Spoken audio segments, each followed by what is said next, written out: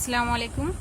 Class 5 অনেক আগে আমরা রিভিশন ক্লাস শুরু করেছিলাম এবং আমাদের এই যে চ্যাপ্টারগুলো জমির ঢাল বা ভূমির ঢাল, তারপরে রয়েছে মানচিত্রের উঁচু জায়গা নিচু জায়গা। এই জমির ঢাল বা ভূমির ঢালের সঙ্গেই মানচিত্রের উঁচু জায়গা এবং নিচু জায়গা আমি বলেছিলাম।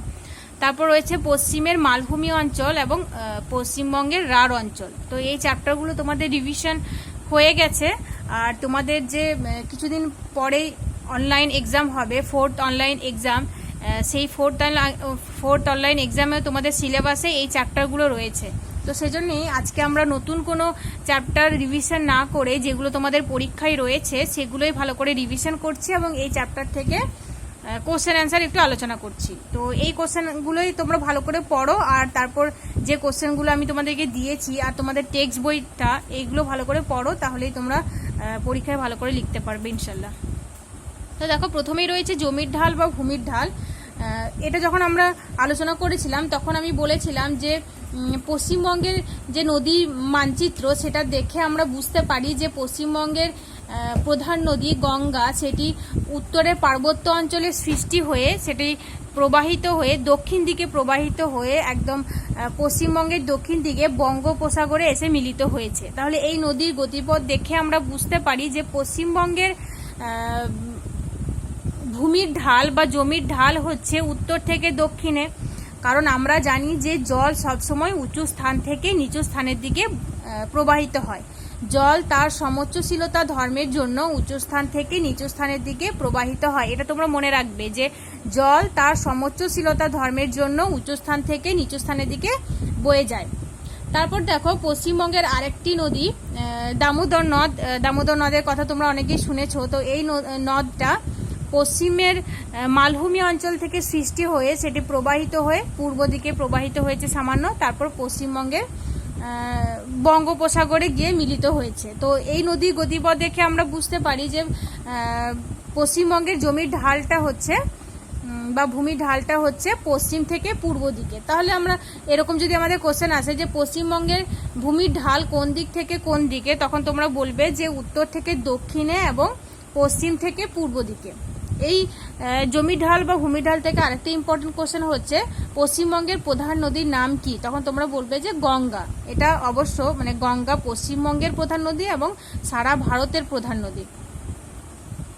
তো যাই হোক, এই জমির ঢাল বা ভূমির ঢাল এরপরেই তোমাদের রয়েছে মানচিত্রে উঁচু জায়গা নিচু জায়গায়। পশ্চিমবঙ্গের কোন দিকটা উঁচু কোন দিকটা নিচু সেটা তো আমরা জানি। পশ্চিমবঙ্গের উত্তর দিকটা হচ্ছে পার্বত্য অঞ্চল, পশ্চিম দিকটা হচ্ছে মালভূমি অঞ্চল এবং দক্ষিণ দিকটা হচ্ছে সমভূমি অঞ্চল, সমতল অঞ্চল, তাই না? তো এই দুটো চ্যাপ্টার থেকে জমির ঢাল বা ভূমির ঢাল এবং মানচিত্রে উঁচু জায়গা ও নিচু জায়গা থেকে কিছু কোশ্চেন হবে তোমাদের। তো সেগুলো একটু বলছি আমি। দেখো, এভারেস্ট শৃঙ্গের উচ্চতা কত? তো মাউন্ট এভারেস্ট, যেটা মাউন্ট এভারেস্টের উচ্চতা হচ্ছে 8,848 মিটার। এটা তোমরা মনে রাখবে। মাউন্ট এভারেস্ট শৃঙ্গের উচ্চতা 8,848 মিটার। মিটারটা তোমরা অবশ্যই লিখবে, এটা লিখতে ভুলে গেলে তোমরা কোনো নাম্বার পাবে না। তারপর দেখো, উচ্চতা পরিমাপ করা হয় কোনখান থেকে? উচ্চতা এই যে বললাম আমি, মাউন্ট এভারেস্টের উচ্চতা, এভারেস্ট শৃঙ্গের উচ্চতা হচ্ছে 8,848 মিটার। তো এটা কি থেকে আমরা বুঝবো? তো এই উচ্চতাটা হচ্ছে সমুদ্র তল থেকে। সমুদ্র তল বলতে সমুদ্রের ওপরে যে জল, সমুদ্রের ওপরে পৃষ্ঠে যে জলটা রয়েছে সেখান থেকে আমরা উচ্চতা পরিমাপ করি। সমুদ্র তল বলতে সমুদ্রের নিচের যে অংশটা সেখান থেকে নয়, কিন্তু সেখান থেকে উচ্চতা পরিমাপ করা যায় না। উচ্চতা পরিমাপ করা হয় সমুদ্র তল থেকে, সমুদ্রের ওপরে যে জলটা সেই জলের পৃষ্ঠ থেকে উচ্চতা পরিমাপ করা হয়। তো এরকম তোমাদের কোশ্চেন হতে পারে যে উচ্চতা পরিমাপ করা হয় সমুদ্র তল থেকে। তারপর দেখো, পশ্চিমবঙ্গের প্রধান নদীর নাম কি? পশ্চিমবঙ্গের প্রধান নদীর নাম হচ্ছে গঙ্গা। এটি ভারতেরও প্রধান নদী। তারপর দেখো, পশ্চিমবঙ্গের ভূমির ঢাল কোন দিক থেকে কোন দিকে? তো পশ্চিমবঙ্গের ভূমির ঢাল হচ্ছে উত্তর থেকে দক্ষিণে এবং পশ্চিম থেকে পূর্বে। তারপর দেখো, পশ্চিমবঙ্গের সবচেয়ে নিচু জায়গা কোনটি? পশ্চিমবঙ্গের সবচেয়ে নিচু জায়গা হচ্ছে সুন্দরবন। এর সঙ্গে আরেকটা কোশ্চেন তোমাদের হতে পারে যে পশ্চিমবঙ্গের সবচেয়ে উঁচু জায়গা কোনটি? এটা তোমরা জানো, পশ্চিমবঙ্গের উঁচু জায়গা হচ্ছে উত্তরের পার্বত্য অঞ্চল, তাই না? তারপর দেখো পশ্চিমবঙ্গে, এটাও তোমরা জানো, তোমাদের যখন স্কুল হচ্ছিল, স্কুলে আমরা ছিলাম তখন এটা আলোচনা করেছিলাম যে পশ্চিমবঙ্গকে দুই ভাগে ভাগ করা হয়। উত্তরের দিকটাকে বলা হয় উত্তরবঙ্গ এবং দক্ষিণের দিকটাকে বলা হয় দক্ষিণবঙ্গ। তো পশ্চিমবঙ্গের উত্তর দিকে মোট কটি জেলা রয়েছে? উত্তর দিকে রয়েছে মোট 8টি জেলা। আর পশ্চিমবঙ্গের যে দক্ষিণ দিকটা, যেটাকে দক্ষিণবঙ্গ বলা হয়, সেই দক্ষিণবঙ্গের মোট জেলা সংখ্যা কটি? 15টি। এটাও তোমরা মনে রাখবে। উত্তরবঙ্গে মোট জেলার সংখ্যা হচ্ছে 8টি এবং দক্ষিণবঙ্গে মোট জেলার সংখ্যা হচ্ছে 15টি।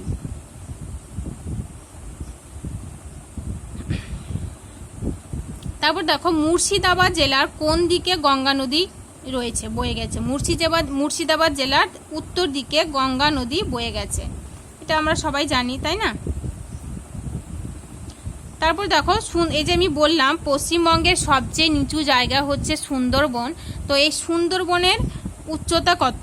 এই সুন্দরবনের উচ্চতা হচ্ছে 3 মিটার, মানে সমুদ্রপৃষ্ঠ থেকে 3 মিটার উঁচু এই অঞ্চলটি।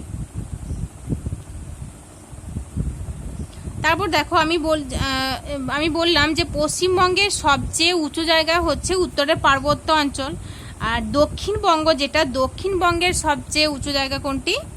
দক্ষিণবঙ্গের সবচেয়ে উঁচু জায়গা হচ্ছে মালভূমি অঞ্চলটা। এটা তোমরা এটা গুলিয়ে ফেলবে না, এটা মনে রাখবে। দক্ষিণবঙ্গের সবচেয়ে উঁচু জায়গা হচ্ছে পশ্চিমের যে মালভূমি অঞ্চল সেটা, এবং পশ্চিমবঙ্গের, সমগ্র পশ্চিমবঙ্গের বা উত্তরবঙ্গের সবচেয়ে উঁচু জায়গা হচ্ছে উত্তরের পার্বত্য অঞ্চল। ঠিক আছে? তো জমি ঢাল বা ভূমি ঢাল এটা হয়ে গেল, এর সঙ্গে মানচিত্রে উঁচু জায়গা এবং নিচু জায়গা এটাও বললাম। তারপর দেখো রয়েছে পশ্চিমের মালভূমি অঞ্চল। এটা যখন আমাদের রিভিশন চলছিল তখন আমরা পশ্চিমের মালভূমি অঞ্চল নিয়ে বলেছিলাম পশ্চিমের মালভূমি অঞ্চলের অবস্থান কোন কোন জেলা নিয়ে গঠন করছে, মানে কোন কোন জেলা নিয়ে পশ্চিমের মালভূমি অঞ্চল গঠিত, এবং এই অঞ্চলের মৃত্তিকা কীরকম, ভূমিটা কীরকম, কোন কোন উদ্ভিদ জন্মায়, তারপর এখানে কৃষিকাজ হয় কি না, কীরকম, কোন কোন ফসল চাষ হয়, মানুষের জীবিকা নিয়েও আলোচনা করেছিলাম। এখানে কোন কোন খনিজ সম্পদ পাওয়া যায় সেগুলো নিয়েও আলোচনা করেছিলাম। আজকেও আমি আবার এটা নিয়ে আরেকটু বলবো। তারপরেও এই মানে পশ্চিমের মালভূমি অঞ্চল থেকে কোশ্চেন অ্যান্সার একটু আলোচনা করব। তো দেখো পশ্চিমের মালভূমি অঞ্চল কোন কোন জেলা নিয়ে গঠিত? দেখো পুরুলিয়া জেলার পুরো অংশটা, মানে পূর্ণ পুরুলিয়া জেলা, বাঁকুড়া জেলার পশ্চিম অংশ, বীরভূম জেলার পশ্চিম অংশ, বর্ধমান জেলার পশ্চিম দিক এবং পশ্চিম মেদিনীপুর জেলার পশ্চিম দিকের কিছুটা অংশ নিয়ে পশ্চিমের মালভূমি অঞ্চল গঠিত। এই অঞ্চলের ভূমিটা হচ্ছে এবড়ো খেবড়ো। এই অঞ্চলের ভূমি উচ্চতা হচ্ছে 300 মিটারের থেকে সামান্য বেশি এবং এবড়ো খেবড়ো ভূমি। আর এই অঞ্চলের মৃত্তিকাটা হচ্ছে বেশিটাই কাঁকড় এবং পাথর মেশানো লাল মাটি, লাল ল্যাটেরাইট মাটি দেখতে পাওয়া যায়। আর মাটিটা হচ্ছে উর্বর প্রকৃতির নয়, যেহেতু কাঁকড় এবং পাথর মেশানো সেজন্যে এখানকার মাটিটা হচ্ছে অনুর্বর প্রকৃতির। তারপর দেখো এরকমও তোমাদের কোশ্চেন আসতে পারে যে পশ্চিমের মালভূমি অঞ্চলের মৃত্তিকা লাল কেন? তো তোমরা তখন বলবে যে পশ্চিমের মালভূমি অঞ্চলের মৃত্তিকার মধ্যে প্রচুর পরিমাণে লোহা মিশ্রিত থাকে, ফেরাস অক্সাইড আছে, সেজন্য এই অঞ্চলের মাটির রং হচ্ছে লাল। তো তারপর দেখো এই পশ্চিমের মালভূমি অঞ্চলের বেশিরভাগ অংশে শাল গাছের জঙ্গল দেখতে পাওয়া যায়। তারপর এছাড়াও শাল গাছ ছাড়াও মেহগনি, পলাশ, পিয়াল, ইউক্যালিপটাস, সোনাঝুরি, কেন্দু এইসব উদ্ভিদও দেখা যায়।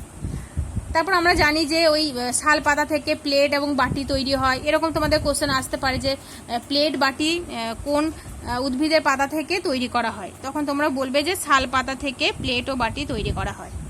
তো যাই হোক, এই যে পশ্চিমের মালভূমি অঞ্চল, এই মালভূমি অঞ্চলের মাটিটা আমি বললাম যে অনুর্বর, আর আমরা জানি যে অনুর্বর মাটিতে ভালো কৃষিকাজ হয় না, তাই না? তবে এই অঞ্চলের মানে পশ্চিমের মালভূমি অঞ্চলের কিছু কিছু জায়গা দিয়ে যখন যে নদীগুলো প্রবাহিত হয়েছে, সেই নদীর তীরবর্তী অঞ্চলগুলিতে কিছু কিছু জিনিস চাষ, মানে কিছু কিছু ফসল চাষ করা হয়।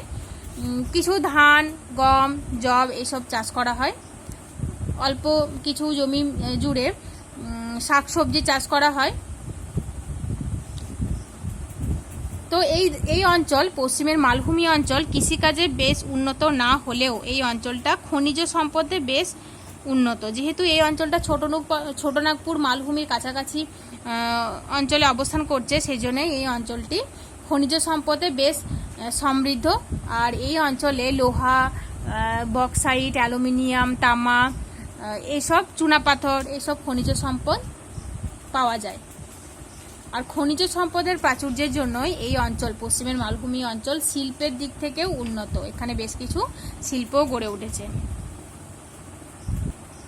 এখন আমরা পশ্চিমের মালভূমি অঞ্চলের শর্ট কোশ্চেন অ্যান্সার নিয়ে কিছু আলোচনা করব।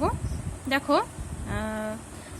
পশ্চিমের মালভূমি অঞ্চলের উচ্চতা কত, এরকম তোমাদের কোশ্চেন হতে পারে। তখন তোমরা লিখবে যে পশ্চিমের মালভূমি অঞ্চলের উচ্চতা প্রায় 300 মিটার। তারপর দেখো, পশ্চিমবঙ্গের কোন জেলার সমস্তটাই মালভূমি। তো দেখো, আমরা জানি যে পশ্চিমবঙ্গের পুরুলিয়া জেলার সমস্তটাই হচ্ছে মালভূমি, তাই না? তারপর কোন পাতা দিয়ে প্লেট বাটি তৈরি হয়? শাল পাতা দিয়ে প্লেট বাটি তৈরি হয়। তারপর দেখো, পশ্চিমবঙ্গের মালভূমি অঞ্চলে কোন কোন খনিজ পদার্থ পাওয়া যায়? দেখো, কয়লা, চুনাপাথর, অভ্র, তামা প্রভৃতি খনিজ পদার্থ পাওয়া যায়।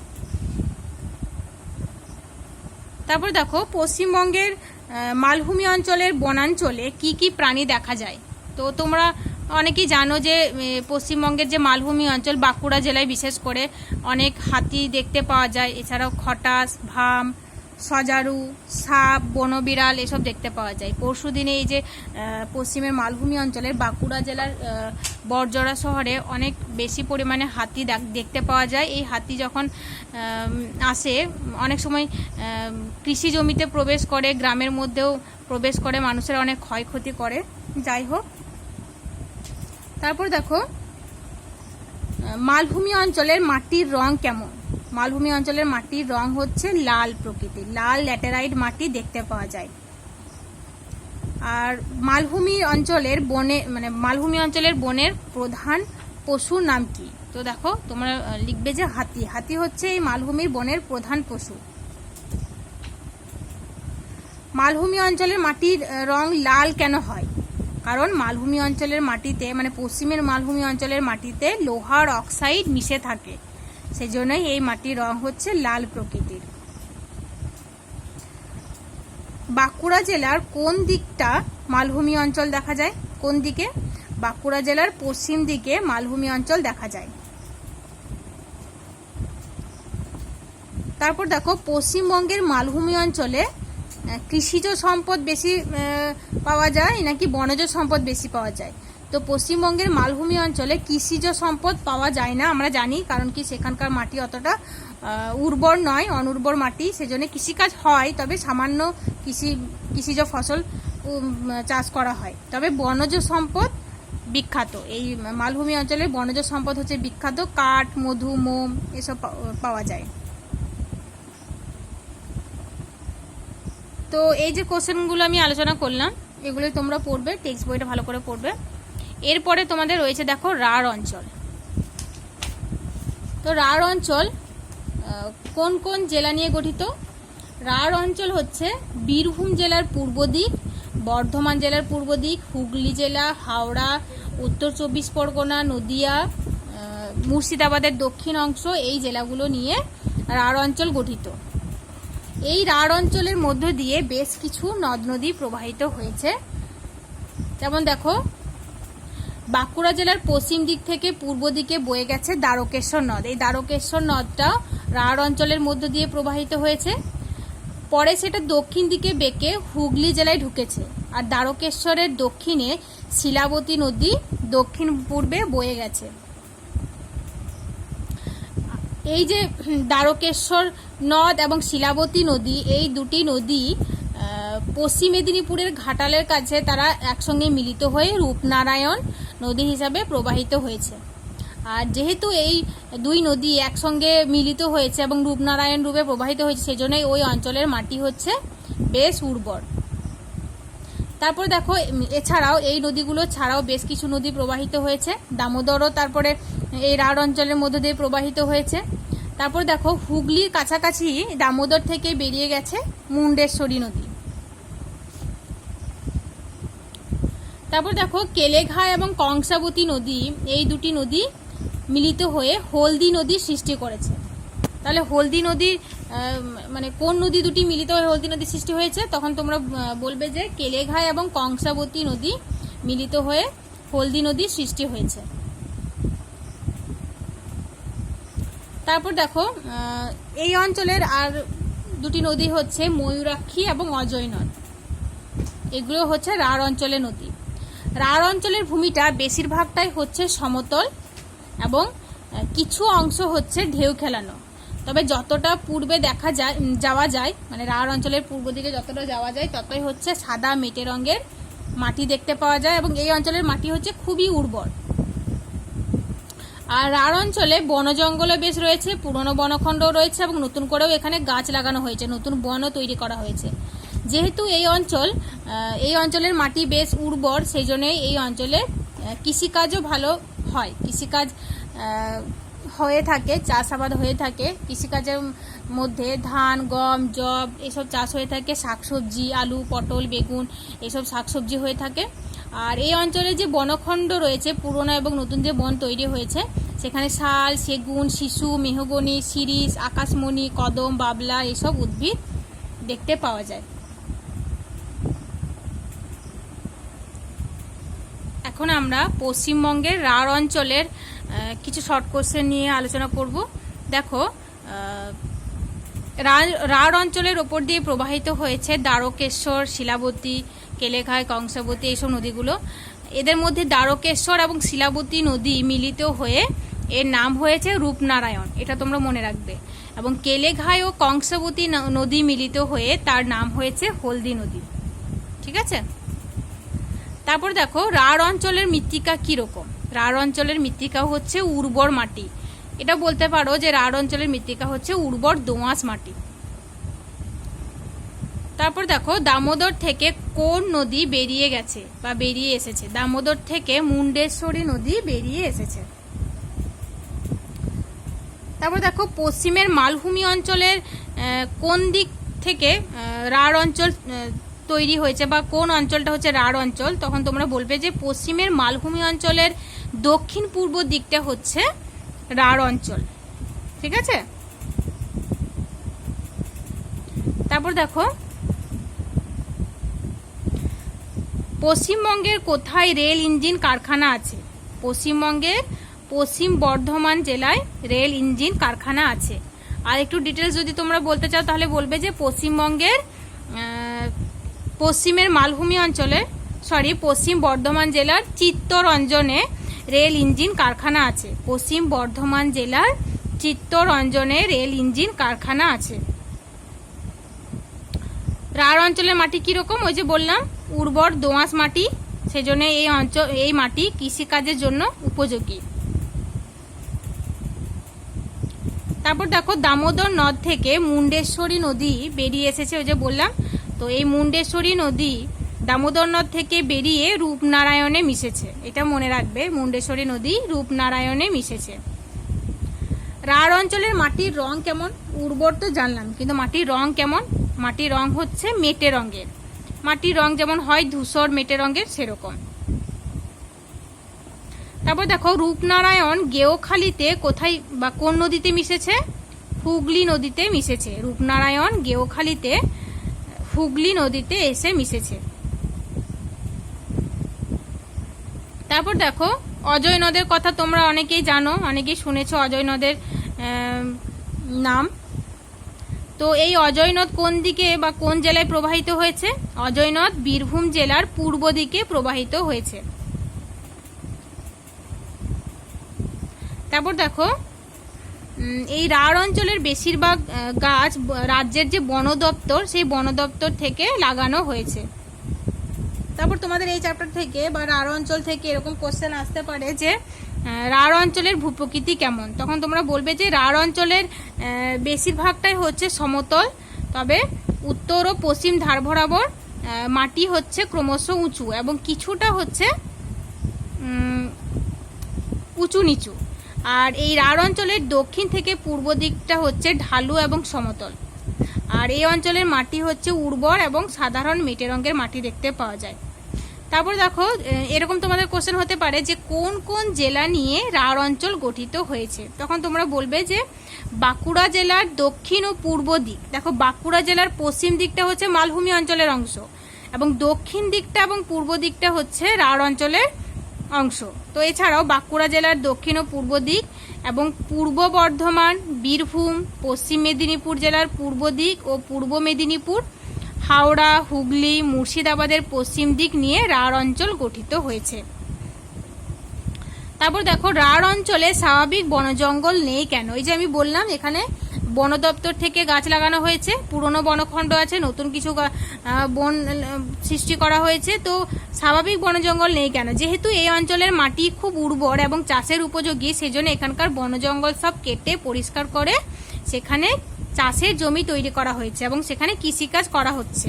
সেই জন্যই এই অঞ্চলে স্বাভাবিক বনজঙ্গল নেই। ঠিক আছে, তো যে কোশ্চেন আনসারগুলো আলোচনা করলাম, এই যে দেখো রাঢ় অঞ্চলের কোশ্চেন আনসার হয়ে গেল, পশ্চিমের মালভূমি অঞ্চল থেকে কোশ্চেন আনসার হলো আলোচনা করা, এবং পশ্চিমের জমির ঢাল বা ভূমির ঢাল, এছাড়াও এর সঙ্গে হলো মানচিত্র উঁচু জায়গা এবং নিচু জায়গা। তো এই যে চ্যাপ্টারগুলো আমি বললাম, এই চ্যাপ্টারগুলো টেক্সট বইটা তোমরা ভালো করে পড়ো। তোমাদের কাছে আরেকটা যে বইটা আছে সেটা পড়ো, যে কোশ্চেন আনসারগুলো আমি দিয়েছি তোমাদের সেগুলো ভালো করে পড়ো, তাহলেই হবে। কোনো যদি অসুবিধা হয় আমার সঙ্গে কন্ট্যাক্ট করবে। আসসালামু আলাইকুম।